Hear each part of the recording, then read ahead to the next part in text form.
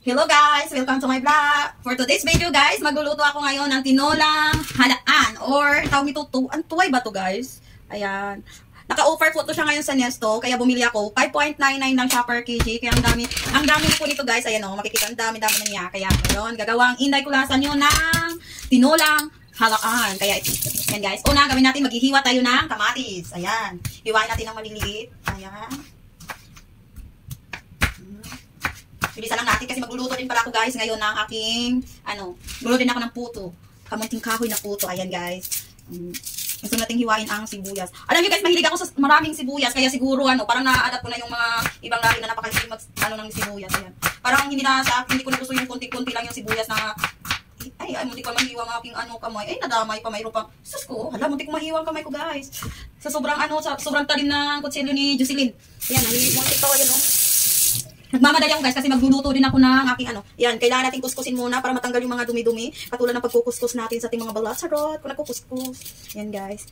Masarap pa maraming ginger or luya. Ay, sana nakapag-English ang hindi kulasan nyo. Pero tamad na ako guys bahala na ito. Yan. Yan ako first, hindi kasi ako masyadong nagsasalita. Kadalasan, Nagtatry lang ako guys na magbablog ng ganito kasi nga, sinubukan ko yung binili ko na yung micro mic. Ayan, charot. Para pang vlog daw. At saka ginagamit ko para magpo-promote ng mga product sa TikTok. Para gagamitin ko sa ating pag-voice over. Ayan, guys. Yan, lagyan natin ng sibuyas. Ayan, ganito na ako guys. So, kunting ganito, ganun lang. Ayan, di ba? Okay na. Tapos, ang ating, alam nyo guys, nalaman ko lang dito, sa isang tao ko lang nalaman guys, na yung bago mo hiwain yung gulay, kailangan mong hugasan. Pero sa isang tao ko lang yan nalalaman. Maganda daw kasi daw, bago mo hiwain yung gulay, kailangan hugasan mo, yun ang sabi niya. Pero kung totoo ba yun, mas maganda alin ang maganda? Yung hinuhugasan muna or yung bago mo hiwain, hugasan muna or yung hiwa na bago mo hugasan? Alin yung maganda guys? Comment below. Ay sana may pag-ganun pang hindi kulasan nyo. Ayan guys, kakarating ko, alam mo ba guys, kakarating ko lang galing trabaho. Ganito ang buhay OFW. Kailangan ikaw lahat ang kumilo sa bahay, magluluto ka pa, ganun, para may makain. Kasi wala namang mag-aalaga sa'yo dito, ikaw lang mag-alala, kailangan mo.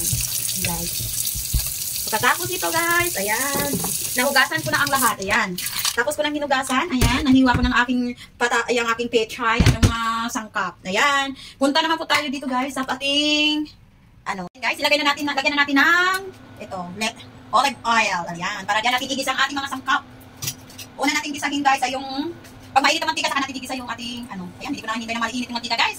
Ginanap ko na talaga yung, ilalagay ko na kasi may lulutuin pa kasi akong puto. Sana ko na puto, ayan. Bigisa natin ang loya. Yung ginger. Ayan, bigisa natin para mabango. Ayan. Paanuhin natin yung tumutunog-tunog na yan, guys. Diba? Ayan. Kailangan yung ginger, itostado natin para magandang sarap naman. Ayan. Ayan. Kapatisan nyo lang yung aking, kasi nga hindi nga naman ako sanay sa pagkaganito yung gumagawa ng video, mag-voice over, parang ano lang. Alam nyo na, pag-isipan lang natin kulatan. Ayan, lagay natin ang sibuyas. Pagkatapos ng sibuyas, pag maano na siya, magba-brown-brown, saka naman natin ilagay yung ating, kamatis. Ayan. Ayan guys, ayan. Ang bigit lang niya kumulo dito. Alam mo guys, ang ganda para gamitin ng electric, kaso malang sakit sa bulsa. Sa totoo lang, diba? Sobrang sakit sa bulsa nito guys. Ayan. Wow, ang bango na niya guys. Super bango na niya. Ayan.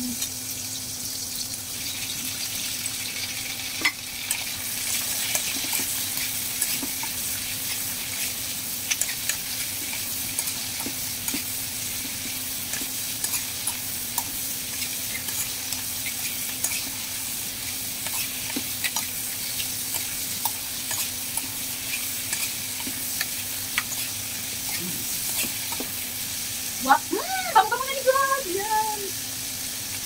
At guys, ilagay na natin ang ating halaan. Ayan. Ayan. Lagay na natin ang ating halaan.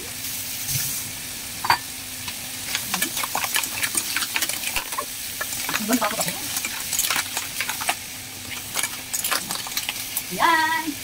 Wow. Bango na niyo guys. Super bango na niya.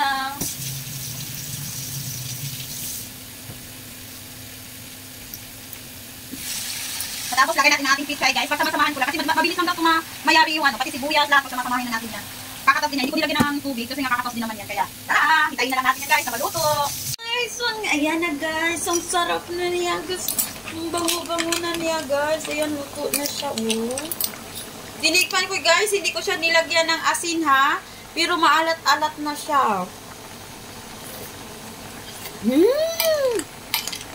Lasang tahong guys. Kaya ang sarap pala niya guys. Hindi ko siya nilagyan ng hindi ko siya nilagyan ng tubig. Diretso lang siya talaga. Bali, ang katas lang to ng pechay. At saka katas ng, ng seafoods. Wow.